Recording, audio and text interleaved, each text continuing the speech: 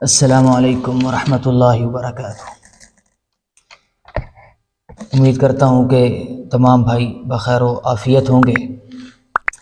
آج کے سیگمنٹ میں ایک نہایت اہم عنوان اور ایک نہایت اہم بحث جس کو ہم انشاءاللہ حل کریں گے، وہ بحث یہ ہے کہ فلسطین کا پس منظر کیا ہے اور اس کی تاریخی حقیقت کیا ہے، یعنی یہ فلسطین کس کا ہے اور یہاں کن لوگوں نے انصاف پر مبنی حکومت کی ہے، اور آج جو فلسطین کا مسئلہ ہے بالخصوص بیت المقدس کا، بیت المقدس کی ہی وجہ سے یہ جنگ ہے، تو بیت المقدس پر کس کا حق ہے اور کون حکومت کرنے کا اہل ہے، اور اس جنگ کا اختتام کیا ہے۔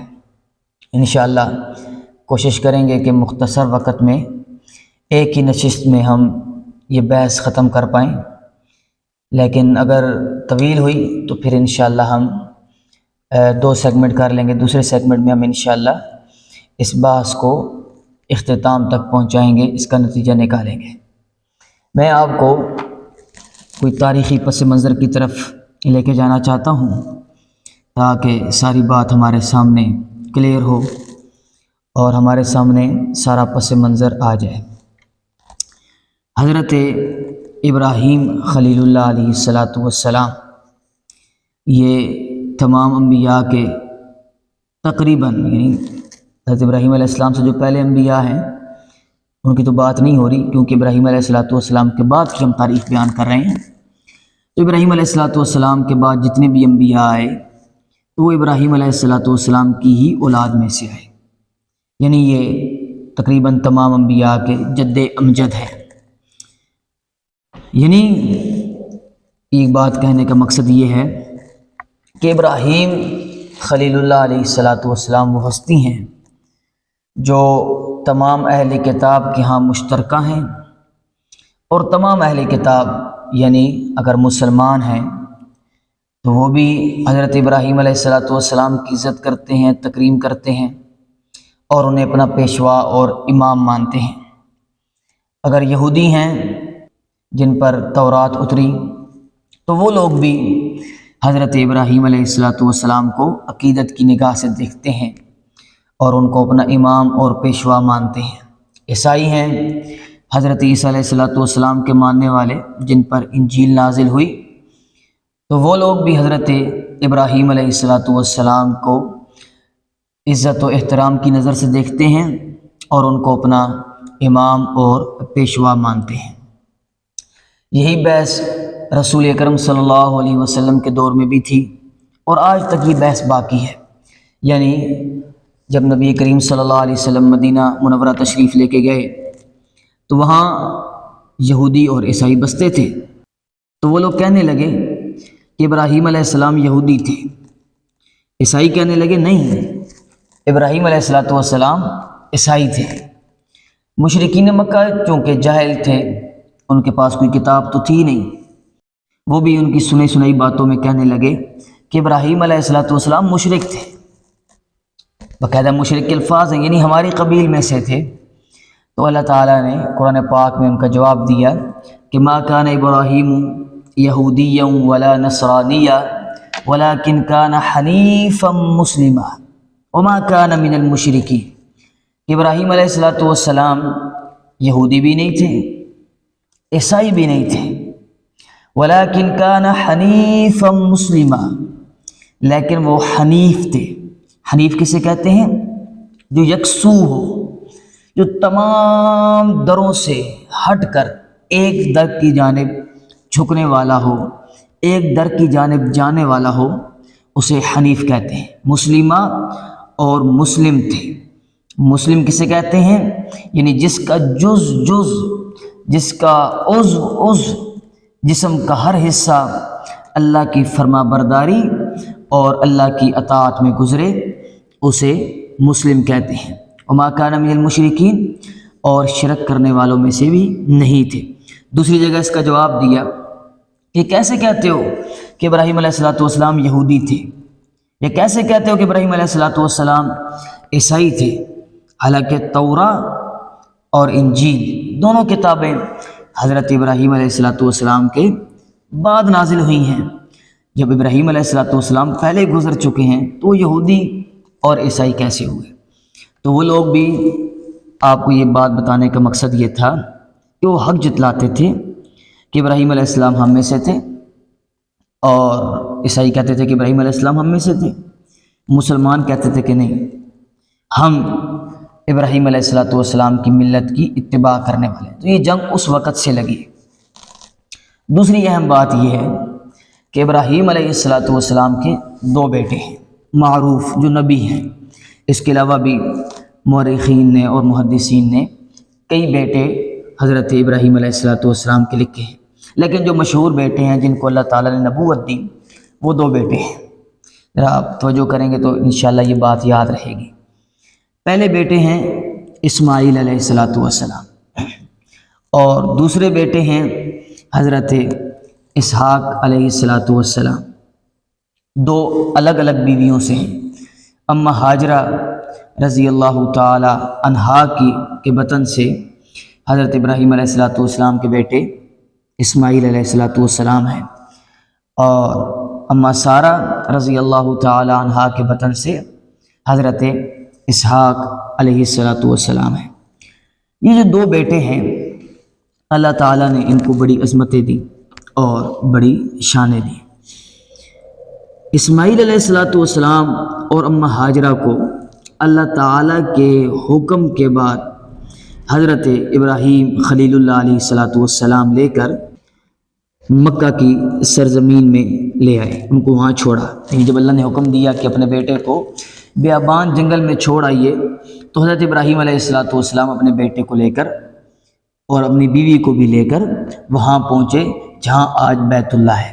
تو اسماعیل علیہ السلام کو حضرت ابراہیم علیہ السلام نے عرب میں چھوڑا۔ دوسرے بیٹے اسحاق علیہ السلام ہیں، کیونکہ ابراہیم علیہ السلام کا اپنا مسکن فلسطین کا علاقہ تھا، تو وہاں پر یہ اسحاق علیہ السلام پیدا ہوئے اور ابراہیم علیہ السلام کے ساتھ ہی رہے۔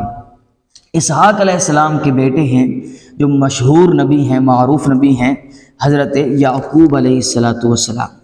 حضرت یعقوب علیہ السلام کا جو لقب ہے وہ ہے اسرائیل۔ اور اسرائیل یہ عبرانی زبان کا لفظ ہے۔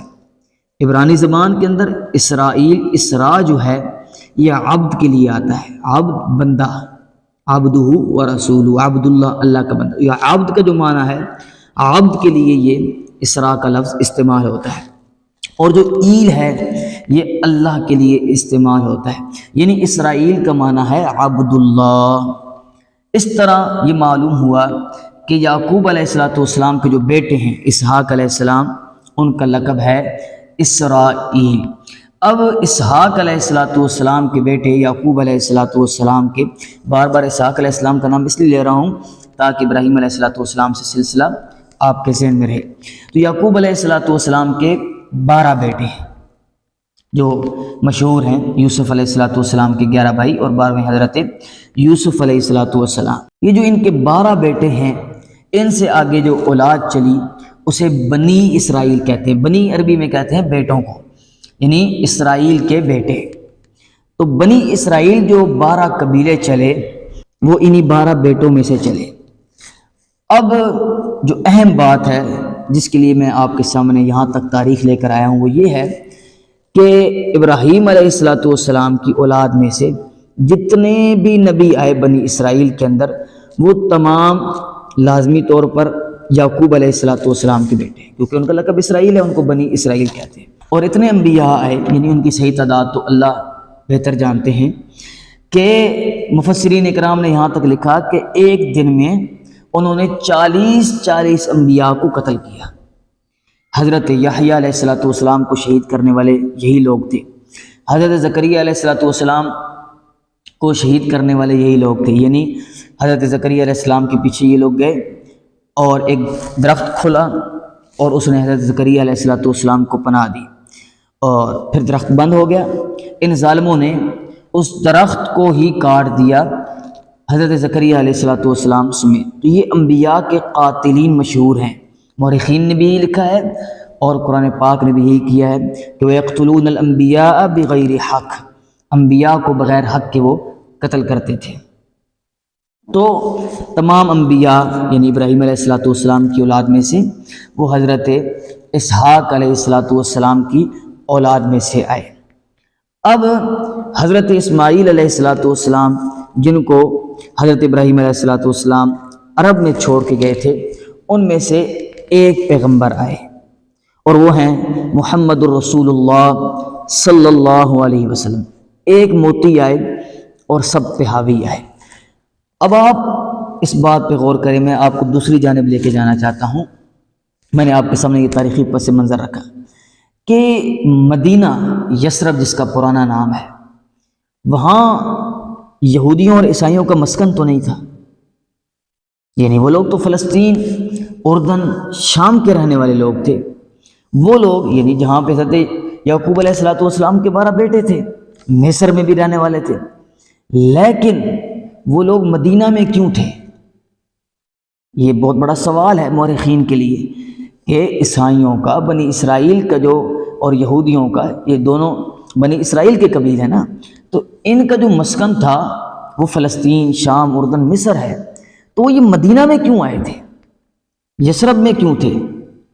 اس کی وجہ یہ تھی کہ کتابوں کے اندر یہ بات بعین ہی الفاظ کے ساتھ موجود تھی کہ جو آخری پیغمبر آئیں گے ان کی فلاں جگہ ان کا مسکن ہوگا، یعنی وہ کھجوروں کے باغوں والا علاقہ مشہور تھا۔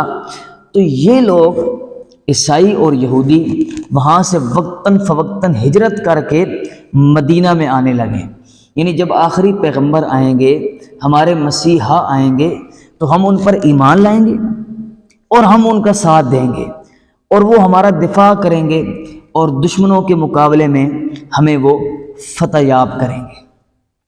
آ گئے مدینہ منورہ میں ڈیرے ڈال دیے، اور مشہور واقعہ ہے جب مشہور بنی اسرائیل کا بادشاہ گزر رہا تھا تو اسے بتایا گیا کہ یہ وہی مسکن ہے جہاں آخری پیغمبر محمد رسول اللہ صلی اللہ علیہ وسلم آئیں گے، جن کا نام ہماری کتابوں میں احمد ہے۔ تو اس نے کہا کہ یہ تو بڑا مقدس شہر ہے۔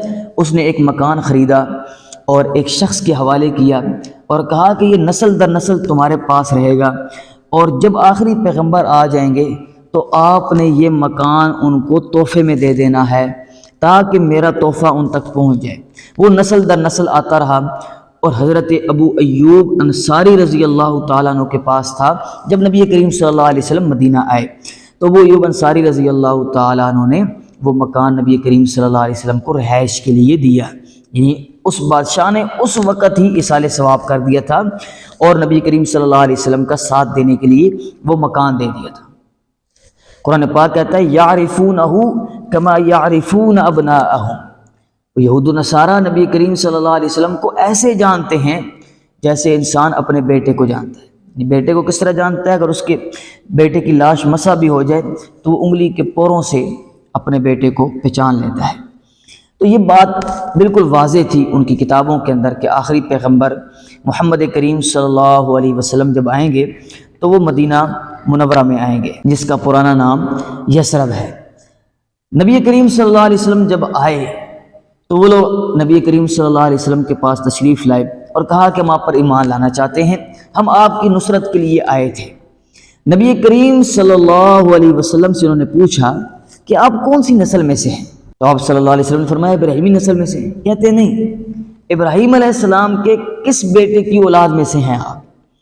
تو نبی کریم صلی اللہ علیہ وسلم نے فرمایا کہ مجھے اللہ تعالیٰ نے اسماعیل علیہ السلام کی اولاد میں مبعوث کیا ہے۔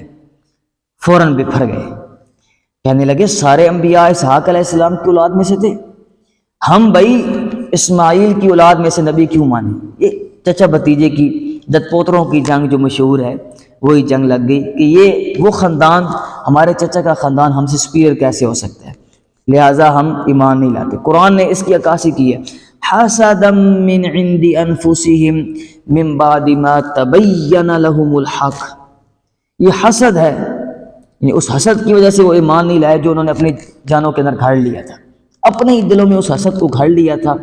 اس حسد کا حقیقت کے ساتھ کوئی تعلق نہیں تھا۔ من بعد ما تبین لهم الحق، بعد اس کے کہ ان پر حق بالکل واضح ہو گیا، حق واضح ہونے کے بعد بھی وہ لوگ ایمان نہیں لے، یعنی اس قدر وہ ضدی اور بخیل اور اناتی ہے۔ یہ میں نے آپ کے سامنے تاریخی پس منظر رکھا کہ ابراہیم علیہ السلام کی اولاد کے پاس ہی بیت المقدس بھی رہا اور بیت اللہ بھی رہا، یعنی اسماعیل علیہ السلام کے ساتھ ابراہیم علیہ السلام نے مل کر بیت اللہ کی تعمیر کی، اور اسحاق علیہ السلام کے ساتھ مل کر بیت المقدس کو دوبارہ اپنی تعمیروں پر، اپنی بنیادوں پر کھڑا کیا، اس کو تعمیر کیا۔ اب ہم تھوڑا سا آگے جاتے ہیں اور اہم ٹاپک کی طرف جاتے ہیں۔ یعنی اتنی بات تو واضح ہے کہ ابراہیم علیہ السلام کی اولاد کے پاس ہی بیت المقدس بھی رہا اور بیت اللہ بھی رہا۔ بیت المقدس کے ساتھ یہودیوں اور عیسائیوں کا زیادہ لگاؤ تھا، اس کی وجہ یہ ہے کہ ان کے انبیاء کا مسکن رہا، جن انبیاء پر ہمارا ایمان لانا بھی ضروری ہے۔ لیکن چند معاہدات ہیں جو انجیل کے اندر بھی موجود ہیں، توراۃ کے اندر بھی موجود ہیں، اور قرآن پاک نے بھی ان معاہدات کا ذکر کیا ہے، جن معاہدات سے ہمیں فلسطین کا پورا پس منظر اور وہ کن کے پاس ہونا چاہیے، کن کا حق ہے، ساری چیز واضح ہو جائے گی۔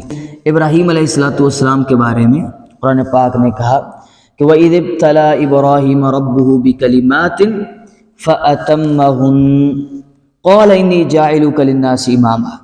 اللہ تعالیٰ کہہ رہے ہیں جب آزمایا ابراہیم علیہ السلام کے پروردگار نے ابراہیم علیہ السلام کو، تو فَأَتَمَّهُنَّ، ابراہیم علیہ السلام پورے ان امتحانات میں، ان آزمائشوں میں پاس ہوئے، یعنی 100 میں سے 100 نمبر ابراہیم علیہ السلام نے لیے۔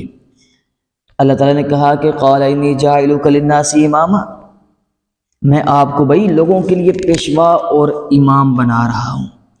تو ابراہیم علیہ السلام کہنے لگے اللہ ومن ذریتی، بھائی میری اولاد کا کیا بنے گا، میری اولاد کو بھی امام اور پیشوا بنایا جائے گا؟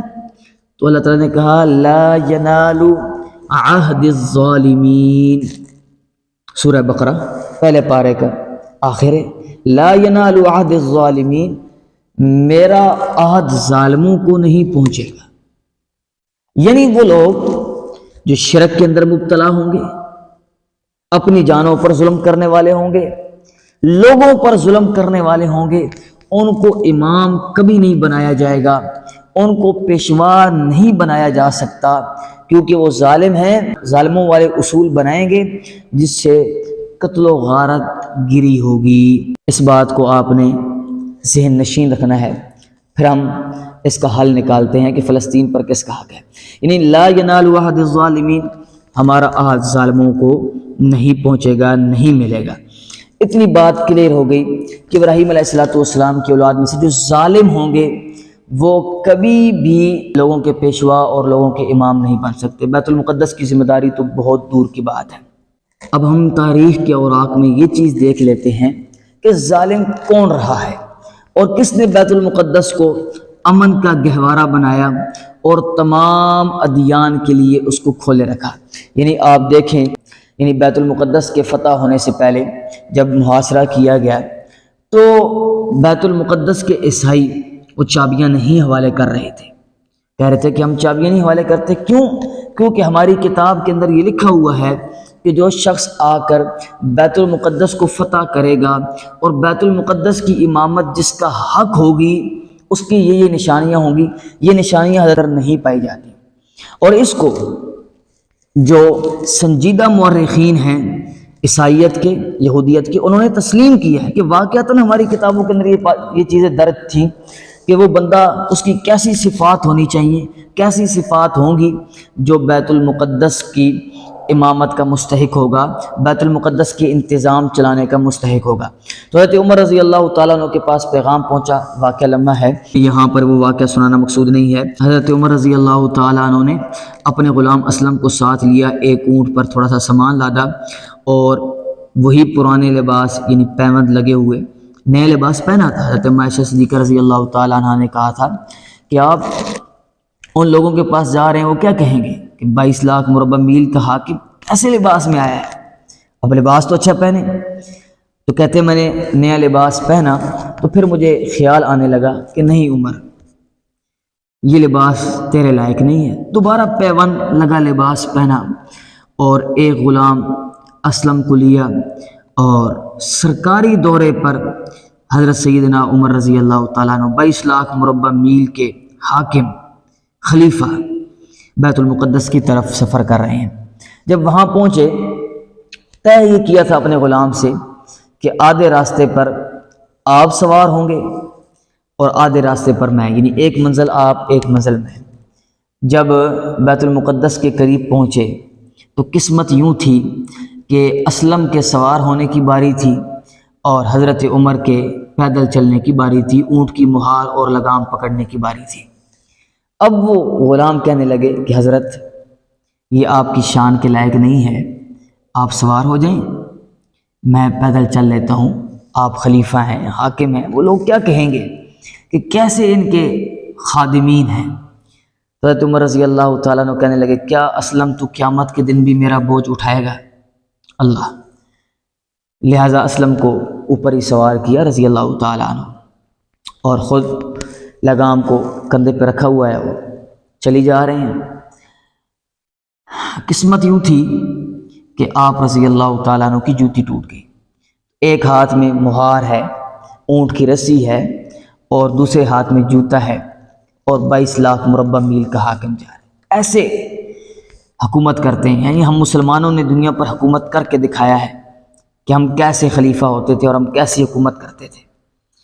تو وہ جو پادری تھے، عیسائی علماء، وہ دیواروں پر چڑھے اور وہ ایک نظر انجیل کے اوراق پر ڈالتے ہیں اور دوسری نظر سیدنا عمر رضی اللہ تعالیٰ عنہ پر ڈالتے ہیں اور کہتے ہیں کہ اللہ، یہ وہی شخص ہے جس کا ذکر انہی الفاظ کے ساتھ ہماری کتابوں کے اندر درج ہے۔ اور اس بات کو آج تک عیسائی مورخین جو سنجیدہ ہیں وہ تسلیم کر رہے ہیں۔ تو بتایا گیا تھا کہ کن لوگوں نے حکومت کرنی ہے۔ اہم بات جو اس واقعے کے اندر ہے وہ یہ ہے کہ حضرت عمر رضی اللہ تعالیٰ عنہ نے کیا معاہدہ کیا، یہاں سے ساری بات واضح ہو جائے گی۔ معاہدہ یہ کیا کہ جو لوگ یہاں رہ رہے ہیں وہ یہیں رہیں گے، جو زمینوں کے مالک ہیں وہ زمینوں کے مالک ہی رہیں گے، چاہے وہ یہودی ہیں چاہے وہ عیسائی ہیں، نہ ان کو ان کا مذہب چھوڑنے پر مجبور کیا جائے گا، نہ ان کے اوپر کوئی اور سختی کی جائے گی عبادات کے حوالے سے، آزاد ہے، بس صرف ٹیکس دیں گے اور وہ ٹیکس ہم اپنے اوپر نہیں لگائیں گے بلکہ انہی کی عوام کے اوپر لگائیں گے۔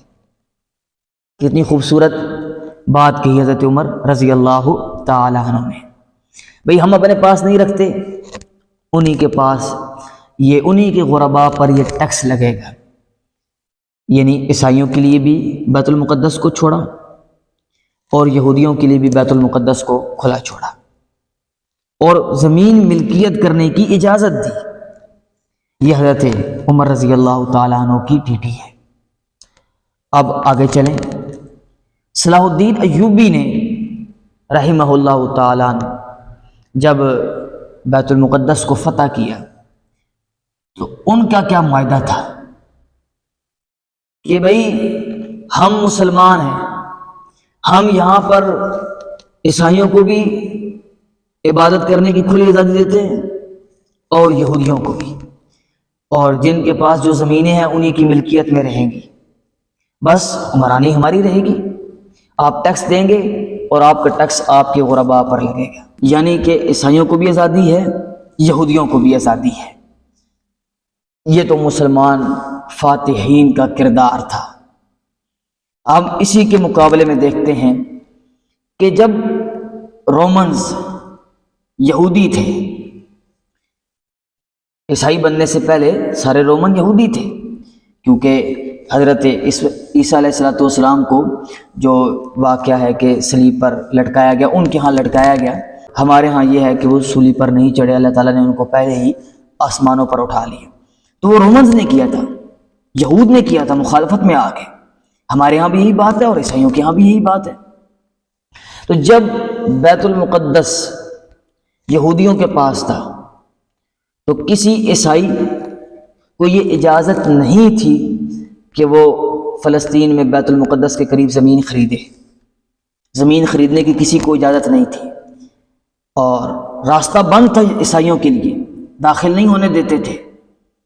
اس لیے تو حضرت عیسیٰ علیہ السلام پر تنگیاں کی، اور پھر جب رومنز عیسائی بن گئے، ایک بادشاہ عیسائی ہوا اور پھر سارے عیسائی بن گئے، تو دوسری چیز سامنے آئی کہ یہودیوں کو یہاں آنا ممنوع ہے، وہ یہاں پر کوئی زمین خرید نہیں سکتے، ان کی ملکیت نہیں بن سکتی کوئی زمین بھی، ملکیت ہماری رہے گی، وہ آئیں چکر لگائیں اگر آنا چاہتے ہیں تو، ورنہ ان کا داخلہ ممنوع ہے۔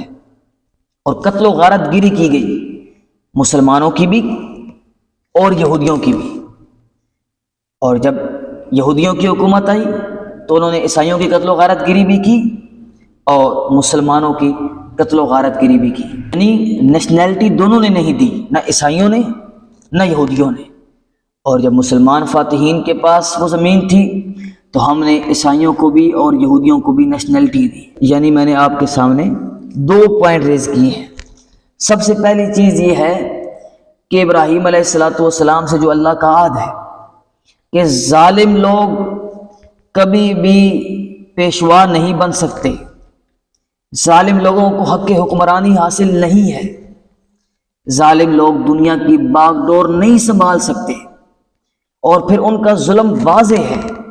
یعنی عیسائیوں نے، جب عیسائیوں کی حکومت تھی، یہودیوں کو نیشنلٹی نہیں دی، قتل و غارت گیری کی، اور پھر یہودیوں نے اسی طرح کیا۔ اسی کو قرآن پاک نے بیان کیا کہ وَمَا بَعْضُهُمْ بِتَابِعٍ قِبْلَةَ بَعْضٍ، وہ ایک دوسرے کی قبلے کی بھی اتباع نہیں کرنے والے، اور ایک دوسرے سے بھی وہ حسد اور بغض رکھتے ہیں، صرف وہ متحد ہوتے ہیں تو اسلام کے خلاف متحد ہوتے ہیں۔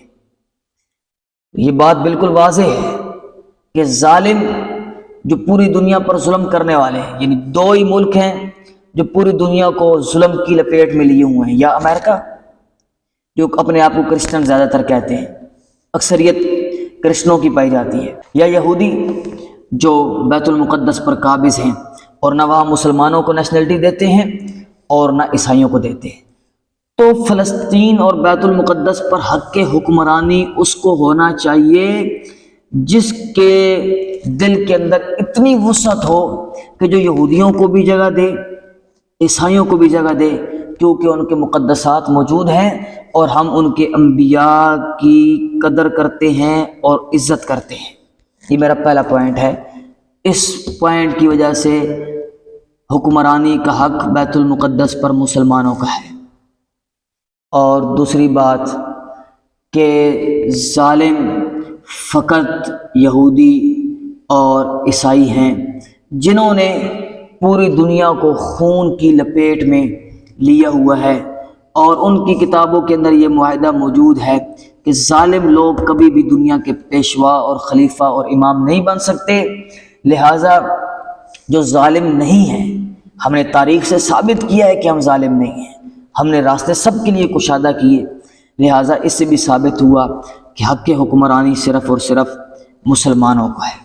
تیسرا اور میرا لاسٹ پوائنٹ مختصر آج کی سیگمنٹ کا یہ ہے کہ یہودی حضرت موسیٰ علیہ السلام کو مانتے ہیں لیکن عیسیٰ علیہ السلام کا انکار کرتے ہیں، عیسائی حضرت عیسیٰ علیہ السلام کو مانتے ہیں اور حضرت موسیٰ علیہ السلام کا انکار کرتے ہیں۔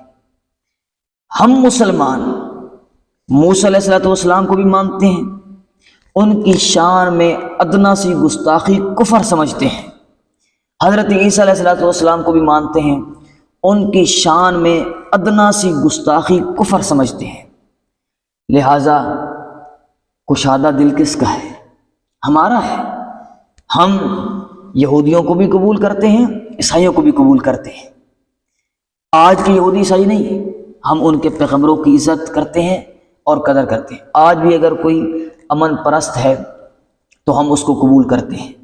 ہمارا جہاد اور ہماری جنگ کسی کفر کے خلاف نہیں ہے، ورنہ کتنے کافر بستے ہیں، سب کو مارا جاتا ہے؟ نہیں، قرآن پاک نے بھی یہی کہا کہ جہاد کرو یہاں تک کہ فتنہ ختم ہو جائے، حتی لا تکون فتنہ، یہاں تک کہ فتنہ باقی نہ رہے، ظلم، زیادتی، ناانصافی باقی نہ رہے۔ تو ہمارا جہاد ناانصافی کے خلاف ہے، ظلم کے خلاف ہے، بربریت کے خلاف ہے، ہمارے یہود و نصارہ کے خلاف نہیں ہے۔ لہٰذا جس طرح ہمارا کشادہ دل ہے، ہم تمام انبیاء کی قدر کرنے والے ہیں، ان کے مقدسات کی قدر کرنے والے ہیں، لہٰذا حق کے حکمرانی بیت المقدس پر صرف اور صرف مسلمانوں کا ہے۔ یعنی اگر یہودیوں کے پاس ہو تو وہ عیسیٰ علیہ السلام کے مقدسات کی توہین کریں گے، لازمی طور پر مانتے جو نہیں ہیں، اور عیسائیوں کے پاس ہو تو موسیٰ علیہ السلام کے مقدسات کی توہین کریں گے، اور اگر مسلمانوں کے پاس ہو تو ہم عیسیٰ علیہ السلام کے مقدسات کی بھی قدر کرتے ہیں، عزت کرتے ہیں، اور موسیٰ علیہ السلام کے مقدسات کی بھی قدر کرتے ہیں اور عزت کرتے ہیں۔ جب یہ بات ثابت ہے تاریخ کے اوراق سے، قرآن کے مطالعہ سے اور سنت کے مطالعہ سے کہ بیت المقدس ہماری ہے، اور اللہ تعالیٰ نے بیت المقدس کے اندر نبی کریم صلی اللہ علیہ وسلم کی امامت کروا کے تمام انبیاء سے آگے کھڑا کر کے یہ بتا دیا کہ مسلمانوں تمہارے قلبی تعلق بیت المقدس کے ساتھ جوڑ دیے گئے۔ یہ معراج القلوب ہے، دلوں کی معراج ہے، اس کے ساتھ تمہاری محبت، تمہاری الفت کو وابستہ کر دیا گیا ہے۔ لہٰذا مرتے مر جاؤ، غیرت کا تقاضا یہ ہے اپنے مقدسات کا تحفظ، اپنے مقدسات کی عزت اور اپنے مقدسات کا دفاع، یہ غیرت مند قوموں کا شیوا رہا ہے، شعار رہا ہے۔ لہٰذا جو آج حماس اور بیت المقدس کے باسی، فلسطین کے باسی اس مقدس جگہ کی عزت کے لیے، تحفظ کے لیے، دفاع کے لیے اپنی جانیں، اپنے مال قربان کر رہے ہیں، بالکل وہ اپنے نظریے پر ٹھیک ہے۔ آخری بات وہ یہ ہے کہ تاریخی نقطۂ نظر سے اسرائیل کا تو یہاں حق ہی نہیں ہے، اور میں یہ بات نہیں کہہ رہا، قائد اعظم نے یہ بات کہی رحمہ اللہ۔ قائد اعظم نے 1947 کے بعد جب 48 میں اسرائیل قائم ہوا، وجود میں آیا، تو قائد اعظم سے سوال ہوا کہ آپ کیا اسرائیل کو تسلیم کرتے ہیں؟ تو انہوں نے کہا کہ میں اسرائیل کی ریاست کو تسلیم نہیں کرتا، کیونکہ وہ ناحق طور پر فلسطین پر قابض ہو رہی ہے۔ ان کو تو یہاں سے نکال دیا گیا تھا، ہٹلر نے نکالا، پھر جرمنی نے ان کو اور فرانس نے چند زمینیں بیچیں اور چند خطہ ان کے حوالے کیا، انہوں نے اپنا تاریخی پس منظر پیش کیا، اور پھر اس کی بنا پر یہ پورے فلسطین پر قابض ہو گئے۔ ان کا قبضہ بالکل ناجائز اور ظلم کی بنیاد پر ہے، جو انہوں نے 1948 میں اٹیک کیا فلسطین کے مسلمانوں پر، لوگوں پر، انسانوں پر، اور پھر جو آج یہ اٹیک کر رہے ہیں، سب ظلم پر اور فساد پر مبنی ہے۔ ظالموں کو تو ویسے ہی امت کا اور انسانیت کا پیشوا اور امام بننے کا کوئی حق حاصل نہیں ہے۔ یہ تاریخی طور پر اور آج کے قوانین کے طور پر بھی یہ ظلم اور بربریت پر مبنی ایک ریاست ہے، جو اپنی دہشت گردی، اپنی غنڈہ گردی اور اپنے فساد کی اور اپنے اسلحے کے زور کی بنیاد پر ایک خطے سے ان کے رہنے والے باسیوں کو نکالنا چاہتی ہے۔ یہ انسانی قوانین کے بھی خلاف ہے، مذہبی قوانین کے تو خلاف ہے ہی ہے، یہ انسانی قوانین کے بھی خلاف ہے۔ لہٰذا پوری دنیا کے انسانوں کو، اقوام عالم کو ان کے خلاف آواز اٹھانی چاہیے کہ فلسطینی یہاں بستے ہیں، ان کا حق ہے، آپ ظلم فساد کی بنیاد پر ان کو یہاں سے نہیں نکال سکتے۔ اور ہم مسلمانوں کو غیرت اور حمیت کا ثبوت دینا چاہیے، اور اپنے دل کی، اپنے معراج القلوب کی حفاظت کرنی چاہیے، اور حماس کے بھائیوں کا ہر لحاظ سے ہمیں ان کا دفاع، ان کی سپورٹ اور ان کا ساتھ دینا چاہیے۔ اللہ تعالی ہمارے حکمرانوں کو غیرت و حمیت نصیب فرمائے، اور اللہ تعالی ہمیں بھی ایمانی حلاوت دے کہ ہم اپنی بیت المقدس کی حفاظت کر سکیں۔ السلام علیکم ورحمۃ اللہ وبرکاتہ۔